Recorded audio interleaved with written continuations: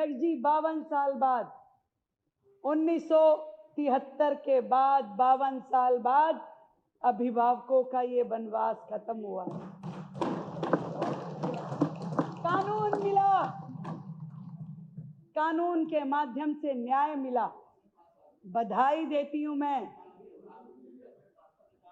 दिल्ली सरकार के शिक्षा मंत्री भाई आशीष सूद जी को, कड़ी मेहनत के साथ इतने कम समय में लगातार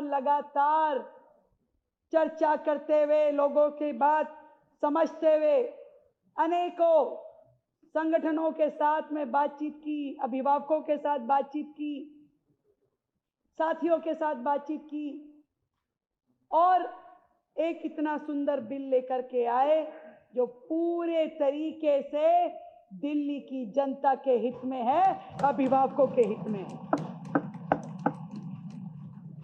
जरूर कहना चाहूंगी, ये दिल्ली देश की राजधानी जरूर है, परंतु यहां की आबादी ज्यादातर 2 कमरों के फ्लैट में रहने वाली है, जहां आज भी यदि घर में बच्चा होने वाला हो तो पहली टेंशन माँ बाप की ये होती है कि ये बच्चा होने के बाद इसका स्कूल में एडमिशन और वो फीस का पेमेंट कैसे होगा।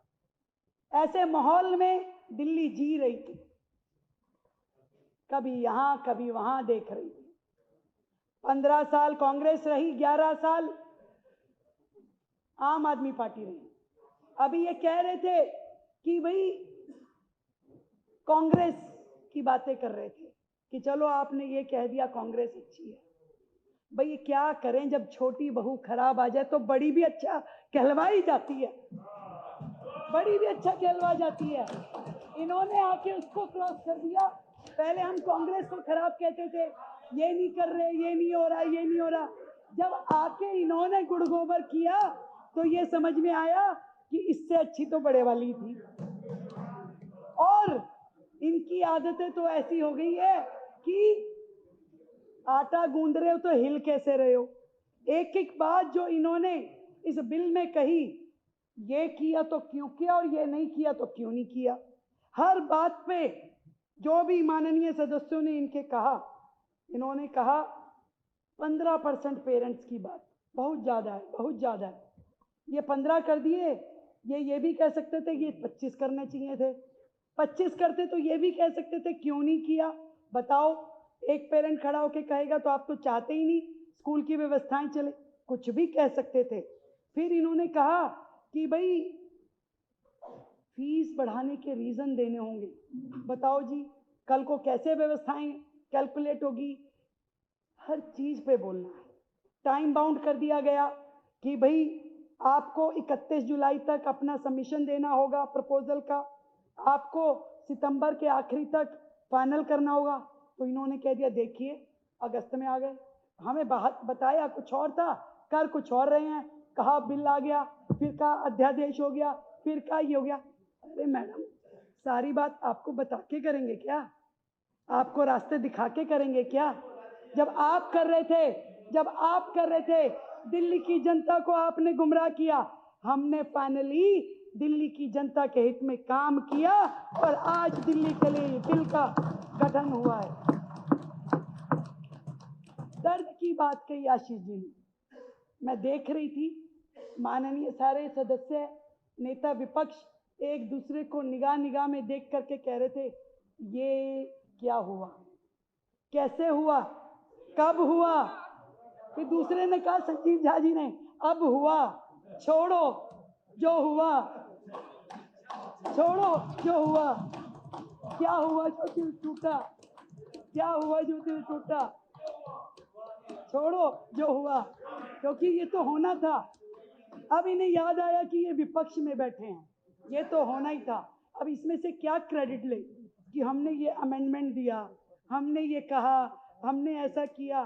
अरे भाई, जो बार बार बीच में जा करके आपकी पार्टी के पोस्टर बॉय अरविंद केजरीवाल जी, आपके पार्टी के पूर्व शिक्षा मंत्री मनीष सिसोदिया जी, आतिशी जी, पूरा जोर लगा करके चीजों में से 10 साल पता नहीं क्या गढ़ते रहे, जिसे हमारे मंत्री जी ने बिल्कुल अक्षरशः फाइल में दिखा दिखा के बताया कि आपकी नीति और नियत दोनों भ्रष्ट थी।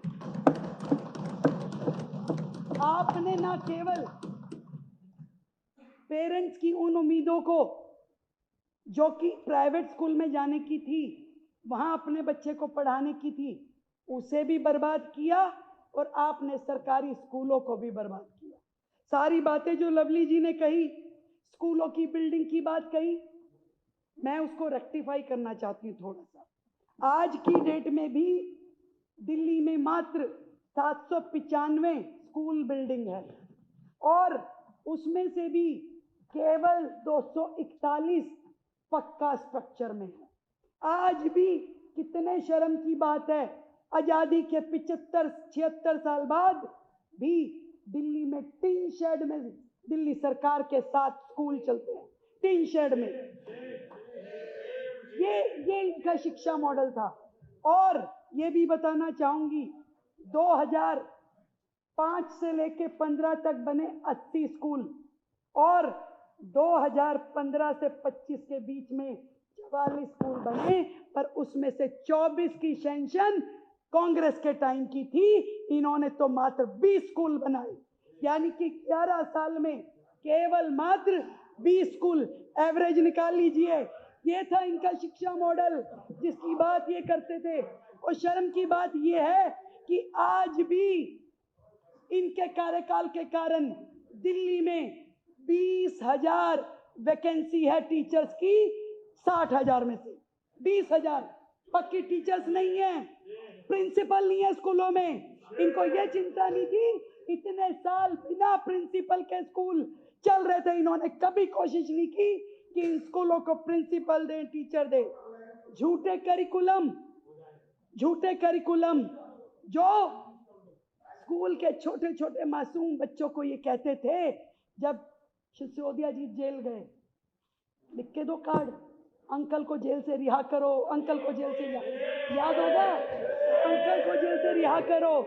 इन्होंने सरकार की टीचर्स को मजबूर किया कि सोशल मीडिया पे डालो, हमें मनीष सिसोदिया चाहिए, हमें मनीष सिसोदिया चाहिए। आज पूछ लो उनसे, बता देंगी क्या चाहिए। आपने बच्चों को स्कूल में फेल करने का जो षड्यंत्र रचा, जिसके कारण से लाखों बच्चों का भविष्य खराब हुआ। मैं बधाई देना चाहती हूँ हमारे एजुकेशन विभाग को, हमारे एजुकेशन मंत्री को, जिन्होंने इतना सुंदर बिल जिसमें एक एक चीज को इतने सुंदर तरीके से बताया गया है। पहला, फीस निर्धारण की प्रक्रिया में पारदर्शिता, पूरी तरीके से ट्रांसपेरेंट। दूसरा, सख्त नियम और उल्लंघन करने पे दंड, सख्त नियम और उल्लंघन करने पे दंड। और तीसरा, अभिभावकों की, टीचर्स की, मैनेजमेंट की, सबकी भागीदारी। इतना सुंदर बिल जिसमें हर चीज का ध्यान रखा गया, टाइम का भी और प्रावधानों का भी। टाइम आधा घंटा बढ़ाया जाता है। स्कूल की मान्यता रद्द करने का भी जिसमें प्रोविजन है, जिसमें शिक्षा को अब मंदिर के रूप में जाना जाएगा, ना कि मुनाफे की दुकान के रूप में। मैं बहुत बहुत बधाई देती हूँ मंत्री जी को कि एक एक चीज को आपने स्टडी करते हुए इतना सुंदर, जिसमें 3 स्तरीय ढांचा बिल में तैयार किया गया है।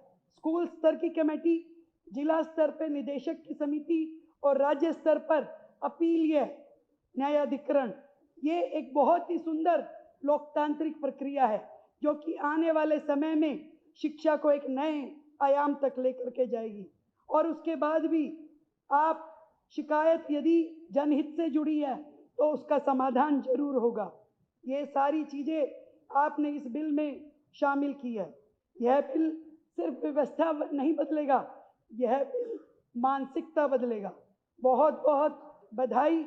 मैं चाहूंगी कि यह सदन दिल्ली की आत्मा की आवाज को, इस बिल को हर माँ की जीत मानता है, जो कि अब हर महीने में EMI की चिंता करते हुए फीस की चिंता नहीं करेगी। ये हर बिल उस पिता को एक सुरक्षा देगा।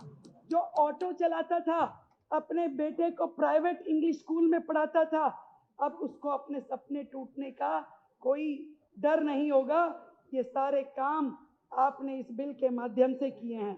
ये बिल जन आक्रोश का उत्तर है। ये बिल जनता से हमारा किया हुआ वादा है।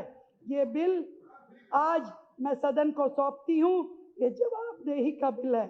और आखिरी में कहना चाहूंगी कि जो ठान ले वो मुश्किलों में भी राह बना लेता है। जो ठान ले वो मुश्किलों में भी राह बना लेता है। नामुमकिन बस उन्हीं के पास रहता है जो कोशिश भी नहीं करते हैं। बहुत बहुत धन्यवाद। जय हिंद, जय भारती।